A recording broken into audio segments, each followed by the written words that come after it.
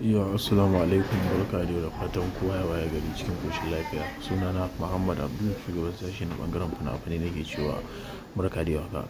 Yau na zo muku da wani sabon fim mai suna Mai Zafi wanda kamfanin Sultan suka fassara. Wannan fim ne wanda yake cike da abin da ya shafi 'yan sanda da sauransu. Fim ne wanda ake bincike sosai fiye da yadda ba kwa tunani. Ga wanda suke da sha'awar wannan fim za su iya yin magana da wannan lambar nawa. Wannan lamba ita ce nake amfani da ita ga wanda suke sha'awar shiga group namu. Ga wanda kuma suke son su kama harkar downloading har yanzu ƙofar mu a buɗe take. Ga wanda suke son su fara harkar downloading, ƙofar mu a buɗe take.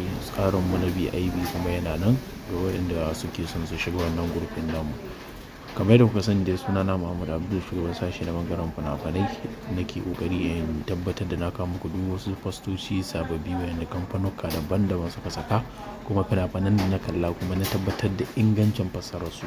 Ba kowane fim nake kawo tallasa ba sai na tabbatar da fassarar tashi ta zaunu.